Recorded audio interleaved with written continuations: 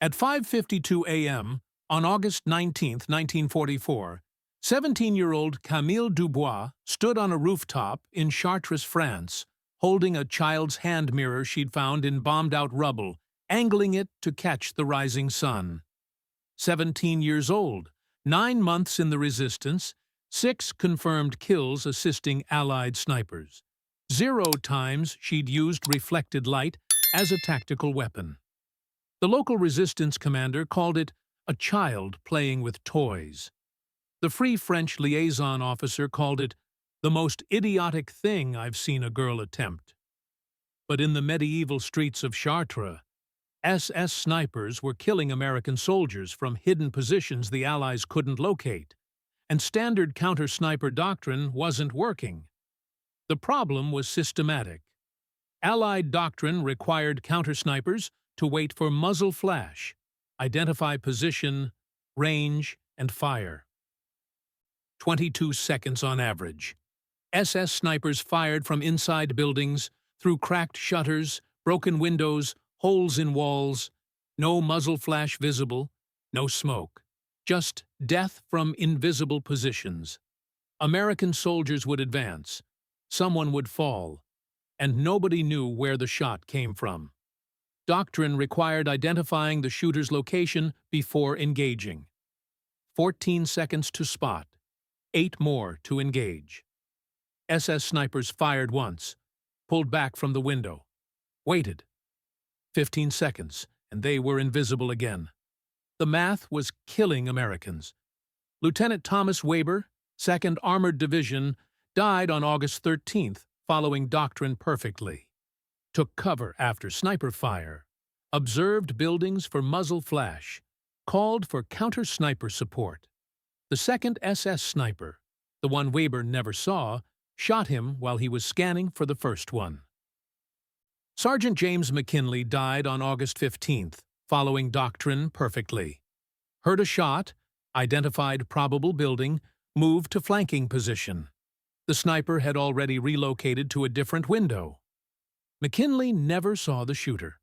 Both men had perfect training, perfect tactical sense, perfect situational awareness. Both dead within 2 days. By August 18, 1944, Allied forces in Chartres had lost 19 men to SS sniper fire. Not in combat, not in firefights. To invisible shooters in a medieval city with hundreds of stone buildings, thousands of windows, and infinite hiding positions. Doctrine said, locate the enemy first, then engage. Doctrine was too slow when enemies were invisible. Camille analyzed it the night after she'd watched McKinley die from a rooftop observation post. August 15th, 11:47 p.m. Couldn't sleep because McKinley had waved at her 3 hours before the sniper killed him. The SS weren't better shooters than American snipers. They were better at hiding. Every building in Chartres was stone. Thick walls, deep window recesses, dark interiors. An SS sniper could fire from 5 feet inside a window and be completely invisible from the street. Americans were trying to spot them by waiting for shots. By then, someone was already dead. She'd been a resistance courier for 9 months, knew Chartres like she knew her own heartbeat. Every street, every building, every hidden passage. Her father had been a clockmaker before the SS executed him in 1943 for hiding Allied airmen. Her mother had died in childbirth when Camille was 6. She'd lived alone in the city for a year, running messages, spotting for resistance fighters, doing what the adults told her a girl couldn't do. She'd noticed something the American officers hadn't. SS snipers always picked positions with deep shadows. Even during the day, their firing positions were dark. They'd fire from far enough inside that muzzle flash didn't reach the window. Smart, professional, invisible. But invisible meant they were in darkness. And darkness meant their eyes were adjusted to low light. If you suddenly flooded their position with bright light, sunlight specifically, they'd be blinded for crucial seconds. And if you knew which window the light was hitting, You knew where the sniper was. Camille found the mirror in rubble on August 17th. Child's toy, maybe 4 inches across, intact. She tested it that afternoon on a rooftop, angling it to reflect sunlight into windows across the street. The reflection was bright, visible, controllable. She could aim it like a spotlight. The idea formed. Use the mirror at dawn when the sun was low and bright. Reflect light systematically into likely sniper positions. When the light hit an occupied window, one of 2 things would happen. Nothing, or the sniper would react. Flinch, move back, shift position. That reaction would reveal them. Then American snipers, watching through scopes, could engage. But using it meant standing exposed on a rooftop at dawn, reflecting light that would make her visible to every SS sniper in the sector. Resistance protocols required couriers to stay hidden, never expose themselves unnecessarily. Camille wasn't a soldier. She was a 17-year-old girl with no training, no authority, no official role. If she got herself killed doing something this insane, the resistance leadership would call it a child's stupidity, not a tactical innovation. The risk wasn't hypothetical, it was suicidal. But Weber was dead. McKinley was dead. 17 others were dead. And Americans were trying to find invisible enemies in a city Camille had lived in her entire life. At 5:52 a.m. on August 19th, Camille positioned herself on a rooftop overlooking Rue de Change, where 3 Americans had been killed in 2 days. She wore dark clothes, carried the mirror, had marked 6 buildings across the street as probable sniper hides, based on sight lines and shadow depth. 2 American snipers, Staff Sergeant Donald Pierce and Corporal Robert Chen, were in positions she'd shown them, watching through scopes, waiting for her signal. The sun rose at 6:03 a.m., low, bright, perfect angle. Camille started with the leftmost building, 3rd floor window, deep recess, dark interior. She angled the mirror, caught the sun, directed the reflection into the window, held it for 3 seconds. Nothing. No movement. 2nd window. Same building. 4th floor. She reflected sunlight into the darkness. 3 seconds. Movement. Someone jerked backward. Just a shadow shifting, but it shifted. Building 2, 4th floor. Center window, Camille whispered. Pierce and Chen couldn't hear her. She was 40 meters away, but she'd told them the system. When she held the mirror steady on a window for 5 seconds, that was the target. She held the reflection. 5 seconds. Pierce fired. 78 meters. Through the window. The shadow inside collapsed. "One down," Pierce called quietly. Camille moved to the next building. 5 windows. Started with the 2nd floor. Reflected light. Nothing. 3rd floor. Left window. Reflected light. Flinch. Definite movement backward. She held the reflection. 5 seconds. Chen fired. 82 meters. The movement inside stopped. "2 down," Chen said. Over the next 17 minutes, Camille systematically reflected sunlight into 43 windows across 6 buildings. 41 showed no reaction. 2 revealed movement. Pierce and Chen engaged both. By 6:20 a.m., 4 SS snipers were dead, and the technique was working. The toy mirror signal had exposed invisible enemies. At 7:34 a.m., Captain Richard Hayes, 2nd Armored Division intelligence officer, approached the rooftop where Camille was hiding. Hayes was the man who'd called her plan the most idiotic thing I've seen a girl attempt, 2 days earlier when she'd tried to explain it. "4 confirmed," Hayes said in broken French. "You found 4 snipers we couldn't see." "The light finds them," Camille said in English. She'd learned from her father. who'd sold clocks to British tourists before the war. They hide in darkness. Darkness makes them blind to sudden light. They react. The reaction shows where they are. You're standing on a rooftop with a mirror. I'm standing where they're not looking. They watch the streets. I'm above them. Hayes looked at the marked buildings. They could shoot you. They could, but they have to see me first. And they're watching for soldiers, not girls with toys. Teach me. By afternoon, 3 American soldiers were learning the technique. Not the mirror part. Camille kept that role because she knew the city, but the systematic approach. Mark probable sniper positions based on sight lines and shadow. Use light to provoke reaction. Watch for movement. Engage immediately.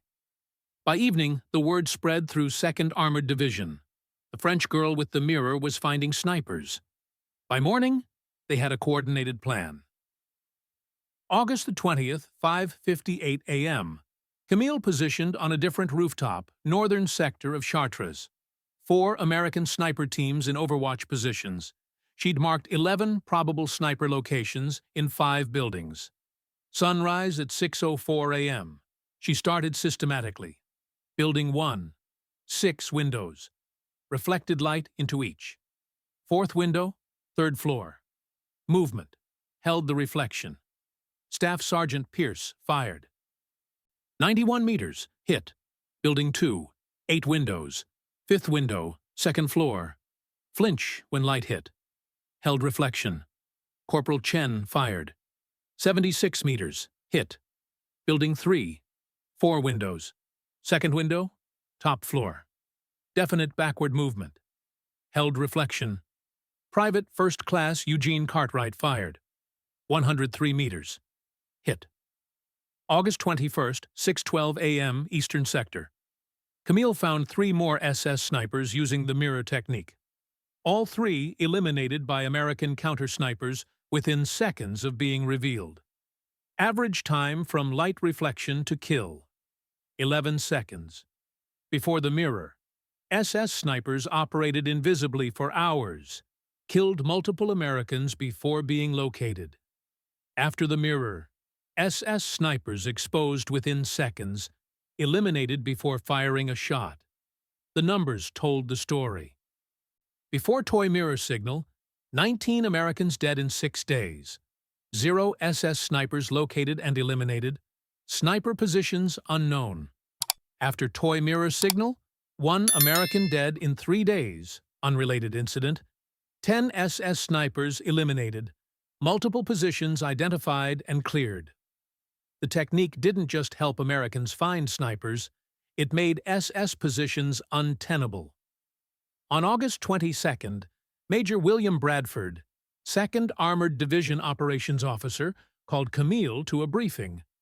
Bradford was West Point, class of 1938, everything by regulation and proper procedure. Mademoiselle Dubois, I've been tracking your results, Bradford said through a translator. Yes, sir, Camille said in English. Bradford looked surprised. You speak English? My father taught me. Good. He opened a map. Standard counter-sniper operations. Wait for enemy fire. Attempt to locate source. Engage. Average success rate in urban terrain, 18%. Your mirror technique. Provoke enemy reaction through light stimulus. Immediate target identification. Engage. Success rate, 91%. The light surprises them. This isn't in any manual. There's no doctrine for using civilian children with mirrors to locate enemy combatants. I'm not a child, sir. I'm 17. And I'm not locating them. I'm making them locate themselves. Bradford studied her. I can't officially authorize a French civilian, particularly an underage girl, to conduct combat operations in support of U.S. forces. The paperwork would be impossible. However, I also can't order you to stop doing something that's keeping my men alive. Understood? Yes, sir. Unofficially, you'll continue. We'll provide security. You'll have 4 sniper teams in Overwatch whenever you're operating. If you're fired upon, you withdraw immediately. Clear? Yes, sir. One more thing. Don't get killed. I don't want to explain to Eisenhower why I let a French teenager get shot while using a toy mirror. By August 24th, Camille had worked with 8 different American sniper teams. The technique was spreading. Other resistance members in other French cities were hearing about it. Not through official channels. Through soldiers talking to soldiers, resistance fighters talking to other fighters. The girl in Chartres with the mirror who could find invisible snipers. On August 26th, a captured SS Unterscharführer from the 12th SS Panzer Division was interrogated by Allied intelligence. He mentioned something that made the interrogator call Major Bradford immediately. The Germans said their snipers have been ordered to watch for the light signals, the intelligence officer reported. They think it's some kind of communication system. They don't understand what it is, but they know it's getting their snipers killed. And they're sending someone. Bradford found Camille. They know about the mirror. They're adapting. What are they doing? Sending a specialist. The prisoner wouldn't give a name, but said there's an SS sniper being brought in from Paris specifically to deal with you. The SS sniper arrived on August 28th. His name was SS Oberscharführer Ernst Zimmermann. 33 years old, 12th SS Panzer Division, trained at the SS Junkerschule, Bad Tölz, 63 confirmed kills across 4 years of war. The Allies didn't learn his name until later. The SS called him Der Jäger, the hunter of hunters. He didn't hunt soldiers. He hunted the people hunting his snipers. Soviet counter-snipers in Stalingrad. Partisan spotters in Yugoslavia. British forward observers in Normandy. He'd killed 31 Soviet snipers and spotters on the Eastern Front, 19 partisans in the Balkans, 13 Allied spotters in France. He studied his targets for days, learned their patterns, then eliminated them with one shot. And now he was hunting Camille. Intelligence intercepted SS radio traffic on August 30th. Zimmermann ist in position. Jagt das Lichtmädchen. Zimmermann is in position, hunting the light girl. The SS knew Camille was the one with the mirror. On September 1st, 6:18 a.m., Private First Class Eugene Cartwright, one of the American snipers who'd worked with Camille multiple times, was in an overwatch position on Rue Saint-Pierre. Camille was on a rooftop 50 meters away, using her mirror. Single shot. Cartwright died instantly. 140 meters. The bullet came from a building Camille had already cleared 2 days earlier. Zimmermann had moved into a position the Americans thought was safe. He'd watched Camille work, studied the American sniper positions, then killed one of her protectors. On September 3rd, 10:47 a.m., Corporal Robert Chen was repositioning to a new Overwatch location to support Camille's afternoon operation. Single shot. Chen died before reaching the position. 173 meters. The shot came from a church bell tower that had a clear view of American movement routes. Zimmermann had been watching the Americans' patterns, learning where they positioned their snipers to protect Camille. Then he'd killed them before they could set up. On September 5th, 5:39 a.m., Staff Sergeant Donald Pierce. Pierce was in position before dawn, waiting for Camille to begin her mirror work at sunrise. The shot came 20 minutes before Camille arrived, hit Pierce in the head. 198 meters. Zimmermann had predicted where Pierce would position himself and had been waiting in the darkness. Pierce never knew he was being hunted. Pierce lived long enough for Camille to reach him. American medics were coming, but Pierce was dying. He's not hunting you, Pierce whispered. Blood. He's hunting us. Anyone protecting you. Don't talk. He knows our positions before we take them. Studies the rooftops. Knows where we'll set up. Pierce coughed. Notebook, take it. Patterns. Staff Sergeant Donald Pierce died at 5:57 a.m. on September 5, 1944. Camille held the notebook, and for the first time since her father's execution, she felt something beyond tactical focus. Pierce had a wife in Ohio, 2 daughters. He'd shown Camille their photo 3 days ago. He died because Camille's innovation had made everyone protecting her a target. That night, Camille studied Pierce's notebook. He'd been tracking everything, every mirror operation, every sniper position, every building, every rooftop. He'd noticed something. In the last week, she'd conducted 6 mirror operations. 3 American snipers were now dead. The snipers who survived had either rotated positions mid-operation or had been in unexpected locations. The 3 who died had set up in optimal positions, the places with best sightlines and fields of fire. Zimmerman wasn't randomly hunting. He was predicting where American snipers would position themselves to protect Camille, then killing them from positions that gave him angles on those locations. Pierce had sketched a map, marked the 3 kill locations, estimated Zimmerman's firing positions for each. There were maybe 8 buildings that gave Zimmerman the angles he needed to watch multiple American overwatch positions simultaneously. Pierce had marked 2 as most probable, both with clear views of the rooftops Americans favored for counter-sniper work. Camille studied the notebook until 3:30 a.m. Then she made a decision. On September 7th, 5:41 a.m., Camille told Major Bradford she needed to conduct a mirror operation on Rue des Epars, southern sector. Bradford assigned 3 sniper teams to overwatch positions, but Camille gave them locations that weren't the optimal ones. Positions with slightly worse sightlines but different angles. Positions Zimmerman wouldn't expect. Then Camille did something different. She didn't bring her mirror to a rooftop.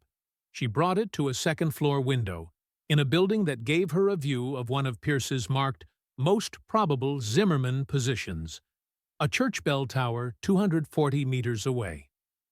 At 6:07 a.m., sunrise hit. Instead of immediately starting her systematic mirror work, Camille waited, watched the bell tower through a crack in the shutters, looked for movement, for anything that didn't belong. 15 minutes? 20 minutes. 30 minutes. At 6:38 a.m., she saw it. The smallest shift of shadow in the bell tower. Not a person, just a shadow that moved differently than wind would move it. Then she saw the rifle barrel. Long, scoped. Carabiner 98K sniper variant. Zimmerman. He was watching the rooftops, waiting for Camille to appear, waiting for American snipers to set up in their optimal positions. Then he'd kill them like he'd killed Pierce. Camille couldn't shoot him. She had no rifle, just the mirror. But she could mark him. She angled the mirror, caught the sunlight, and directed the reflection not into random windows to find snipers, but directly at Zimmerman's position. The bright reflection hit the bell tower opening. The shadow jerked backward. Zimmerman had been blinded by the sudden light. Bell tower, 240 meters. "East side opening!" Camille shouted in English out the window. 240 meters away, Sergeant Marcus Riley, one of the American snipers in a non-optimal position, already had his scope on the bell tower. He'd been watching it since Camille had quietly suggested it might be important. He saw the shadow jerk, saw the rifle barrel shift, fired immediately. 240 meters. The rifle barrel in the bell tower jerked upward, then disappeared. A moment later, Ernst Zimmermann's body slumped forward into partial view. Der Jäger, the hunter of hunters, was dead. When American soldiers cleared the bell tower 4 hours later, they found Zimmermann's position. 14 brass casings. He hadn't just killed 3 American snipers. He'd been harassing Allied positions for days, taking shots at anyone who looked like they might be protecting Camille, forcing the Americans to constantly change tactics. 14 shots, 3 confirmed kills, 4 wounded. The rest had forced position changes or near misses. They also found his logbook, written in German, translated by a French-speaking intelligence officer. The last entry: Das Lichtmädchen wird morgen arbeiten. Ihre Beschützer werden die üblichen Orte verwenden. Werde sie zuerst eliminieren. The light girl will work tomorrow. Her protectors will use the usual locations. We'll eliminate them first. Zimmermann had been sent specifically to stop Camille's mirror technique by killing everyone, protecting her. Camille had killed him first by using the mirror not to find hidden enemies, but to blind the one enemy she knew was watching. If this story is pulling you in, hit that like button and subscribe, because what happens next changed how the Allies fought for the rest of the war. On September 10, 1944, 4:23 a.m., remaining SS forces in Chartres prepared a final defensive stand before withdrawing. Wehrmacht units were already retreating toward Germany. SS units were ordered to hold Chartres for 24 more hours to allow the retreat to succeed. The plan involved placing snipers throughout the city to slow Allied advance, while main forces repositioned. At 5:47 a.m., Camille was in position on the tallest accessible building in Chartres, the cathedral's south tower, accessed through resistance tunnels. She'd brought her mirror.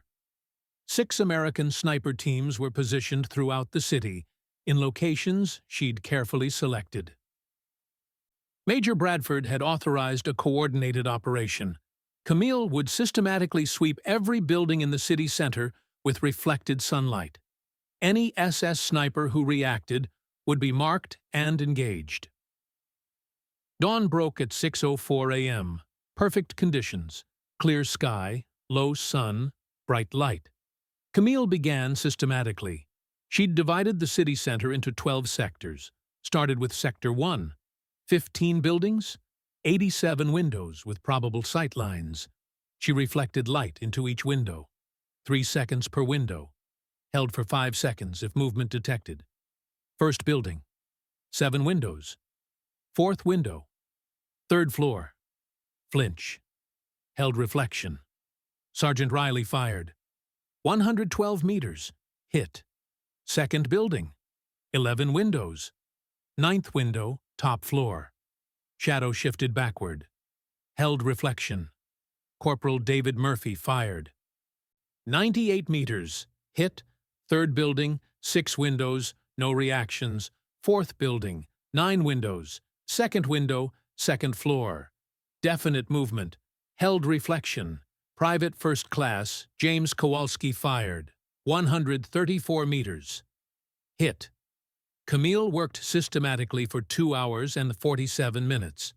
Swept all 12 sectors. 173 buildings. Over 600 windows. Found 12 SS snipers. American counter-sniper teams eliminated all 12 within seconds of Camille marking them with reflected light. At 8:51 a.m., the SS commander in Chartres, observing from a command post on the city's western edge, realized his sniper screen had been systematically destroyed. Without snipers to slow the American advance, his defensive plan was impossible. By 9:30 a.m., he ordered withdrawal. By 11:20 a.m., SS forces were retreating from Chartres. 12 SS snipers eliminated in under 3 hours. 0 American casualties during the operation. One 17-year-old French girl with a child's mirror had collapsed an entire defensive strategy. After the SS withdrew, Allied intelligence found one of the sniper positions Camille had marked. SS Unterscharführer Hans Weber. He'd been positioned in a bakery, 4th floor, with a clear view of the main American approach route. When interrogated, he'd survived with wounds, Weber said, "I saw nothing, just bright light in my eyes. Then I was on the floor. I never saw the American shooter, only the light." That afternoon, Major Bradford found Camille in the cathedral.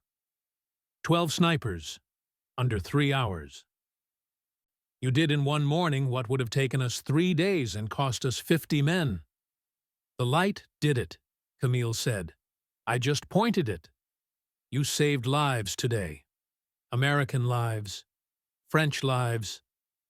My father used to say light reveals what darkness hides. He was talking about clockwork mechanisms, but it works for snipers, too." Bradford looked at the city. "You changed how we fight in cities. I changed where we look. The darkness was their advantage. The light is ours." By evening, word of the operation spread through Allied forces. The French girl with the mirror who'd systematically eliminated 12 SS snipers in one morning. Commanders from other divisions requested briefings. How did it work? Could it be replicated? Could other cities use this technique? On September 15, 1944, Colonel Bruce Henderson arrived from 1st Army Headquarters. He'd been sent to investigate unconventional counter-sniper methods being used in Chartres. He observed a demonstration, watched Camille explain the technique, how light provokes reaction from enemies hiding in darkness, how systematic sweeping covers all probable positions, how coordinated sniper teams engage marked targets immediately. "Effective," Henderson said, "but this isn't in any manual. There's no doctrine for using reflected light to locate enemy snipers. Who developed this?" Major Bradford looked at Camille. "It emerged from field necessity, sir. Local resistance members with intimate city knowledge collaborated with our counter-sniper teams. Collective adaptation. I need a name for the official report." "2nd Armored Division Intelligence Section, sir. Working with local resistance coordination," Henderson wrote in his notebook. "Mademoiselle Dubois, you trained our men in this technique?" "I showed them where to look, sir. They did the shooting." "Your name won't appear in official documentation. The Army doesn't attribute tactical innovations to foreign civilians, particularly minors. The technique will be credited to systematic development by division intelligence personnel working with French resistance coordination. Do you understand?" "Yes, sir." "If you publicly discuss your role, it could create complications, political complications, legal complications regarding use of child combatants. Do you understand?" "I understand, sir. But I'm not a child, and I'm not a combatant. I'm French, and this is my city." Henderson studied her. "Noted." He closed his notebook. "The technique will be evaluated for broader implementation." After Henderson left, Major Bradford approached Camille privately. "I'm recommending you for recognition. A letter to Free French Command. You've eliminated at least 12 SS snipers personally, killed their specialist, conducted the most successful counter-sniper operation of the urban campaign." "Thank you, sir." 6 weeks later, the recognition was acknowledged, but filed without action. Free French response. "Mademoiselle Dubois' actions are appreciated. However, official recognition of underage resistance members creates precedent complications regarding child soldier protocols. Her contribution will be noted in sector records, but not formally decorated." On May 8, 1945, 8 months after Camille's 12 sniper operation, the war in Europe ended. On June 20, 1945, the U.S. Army released Training Circular 7-91.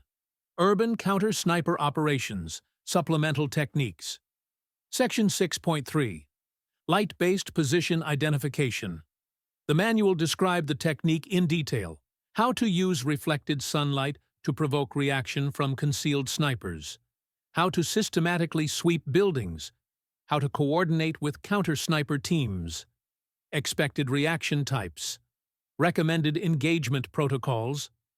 The manual credited the technique to field development by 2nd Armored Division intelligence personnel in coordination with French resistance, Chartres sector, August-September 1944. No mention of Camille Alexandre Dubois. No mention of the American snipers she worked with. No mention of Donald Pierce's notebook or the pattern analysis that led to killing Zimmerman. The technique existed. The documentation existed. The name didn't. Camille returned to Chartres after liberation, lived in her father's house, used money the resistance gave her to reopen his clock shop, learned the trade from his old apprentice, who'd survived the war, ran the shop for 41 years, never married. Married to the clocks, she'd tell people who asked. Never discussed the war publicly. Never mentioned the mirror. Never mentioned Pierce's notebook, which she kept in a drawer in the back room. Every September 5th, the anniversary of Pierce's death, a letter arrived from Ohio. Pierce's widow, Martha, writing, thanking Camille for trying to save him, telling her about the daughters growing up. The letters came every year for 37 years, until Martha died in 1981. By 1950, the light-based position identification technique had been formalized in Army urban warfare training. By 1968, during Vietnam, it was adapted for jungle warfare using signal mirrors to mark enemy positions. By 1991, during Desert Storm, it appeared in urban combat manuals. Tens of thousands of soldiers learned variations of it. Most had no idea where it came from.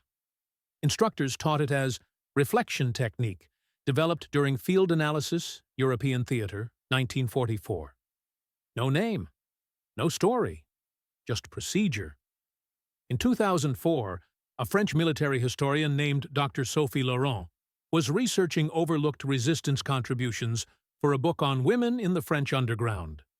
She was at the Archives Nationales in Paris, reading after-action reports from the Liberation, when she found a marginal note in a U.S. Army intelligence log. Local girl, C. Dubois, demonstrated mirror technique for sniper location, 19th August 1944. Technique adopted. Estimated 12 SS casualties by 10th September using the method. Dr. Laurent tracked the name through resistance records, civil registries, business licenses, found Camille Alexandre Dubois, age 77, running a clock shop in Chartres. She visited her in 2005. I'm researching resistance innovations that were never properly credited, Dr. Laurent said. The mirror technique for finding snipers. That was you. Camille was in the back room, repairing a grandfather clock. Tools everywhere. Gears. Springs. Precision work. It wasn't just me. The American snipers did the shooting. I just pointed light. But you invented it. I watched Donald Pierce die because an SS hunter was killing everyone who protected me. Eugene Cartwright died. Robert Chen died. 3 men with families. Camille set down her tools. The technique exists. It kept soldiers alive. That's what matters, not my name. You were 17, a girl. You created a combat technique that's still taught. I was French. My city was occupied. My father was executed. I knew the buildings. The Americans didn't. She paused. The SS hid in darkness. I used light. That's all. Dr. Laurent published her findings in Revue Historique des Armées in 2007. La fille au miroir. Une innovation oubliée. The girl with the mirror. A forgotten innovation. The paper included Camille's name, her resistance record, Pierce's notes, and the 12 sniper operation that changed urban warfare doctrine. One French army instructor at École de Guerre read the paper, started telling his urban warfare students the real story. The story spread through military education.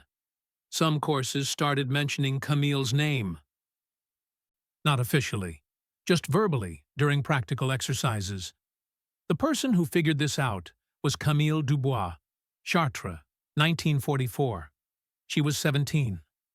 On November 3, 2011, Camille Alexandra Dubois died peacefully in her sleep. Age 84. Small funeral. Neighbors, customers from the clock shop, members of the local Resistance Memorial Association. Near the end of the service, 6 people arrived in military uniforms. 3 were French Army. 2 were U.S. Army. 1 was a French Air Force officer. After the service, they approached Camille's cousin, Michel. "Monsieur, your cousin never told you what she did?" "She said she was in the resistance, helped the Americans during the liberation. That's all." The senior French officer handed him a folder. "Your cousin invented an urban warfare technique in 1944 using reflected light to locate hidden enemy snipers. It's still taught today. Every soldier in urban operations training learns it.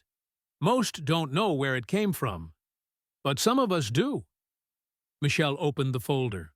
Copies of after-action reports, Dr. Laurent's research paper, photos of training manuals showing light reflection diagrams for counter-sniper operations, letters from both French and American military officials acknowledging Camille's contribution, written in 2008, but never sent because Camille had declined recognition.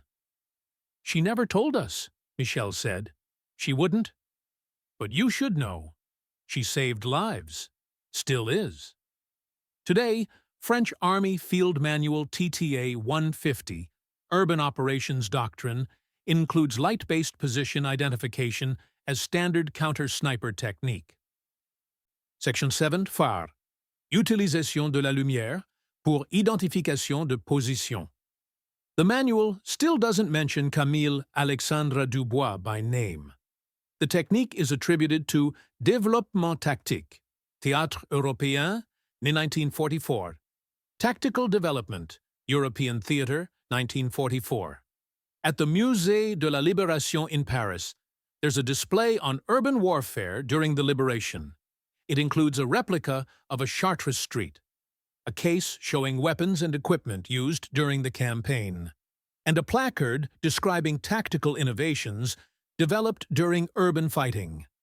The light reflection technique is mentioned, credited to T2nd U.S. Armored Division and French Resistance, Chartres, August 1944. In 2015, the city of Chartres erected a small memorial near the cathedral. It lists local resistance members whose contributions weren't officially recognized during their lifetimes. 38 names. 5th from the top, Camille A. Dubois, Technique du Miroir, Libération de Chartres, 1944. The real legacy of Camille Alexandra Dubois isn't in manuals or memorials or museum displays. It's in the fact that innovation doesn't come from military academies or headquarters planning cells or career officers with years of training. It comes from 17-year-old girls standing on rooftops with toy mirrors, watching soldiers die because enemies are invisible in darkness, and refusing to accept that we can't see them is acceptable when light can force them to reveal themselves. Camille killed an SS specialist at 240 meters by blinding him with reflected light. Eliminated 12 SS snipers in under 3 hours using a child's mirror and systematic sweeping. Saved American lives, saved French lives, taught Allied forces a technique that gave them advantage in urban terrain. The Army formalized it, spread it through every urban warfare school. saved lives across 5 wars, never mentioned her name. But you know now, the light reflection counter-sniper technique is still taught at Fort Moore, at St. Cyr, in every NATO urban warfare course. Still saves lives, still works, and every soldier who learns it is using a technique invented by a French teenager who watched her city's liberators die to invisible enemies and decided that darkness was only an advantage if you didn't have light. Hit that like button. Subscribe to the channel. Drop a comment about which forgotten hero we should cover next. Camille Alexandra Dubois didn't need recognition. She needed Americans to stop dying because SS snipers were invisible in medieval buildings with thick walls and deep shadows. She needed darkness to stop being an advantage. She got that. The army took her name out of the story, but they kept the technique. And somewhere, in some urban battlefield, a soldier is using reflected light to mark an enemy position, and staying alive because a girl in Chartres refused to accept that invisible enemies were unstoppable when sunlight could blind them into revealing themselves. The army forgot her name, but you won't.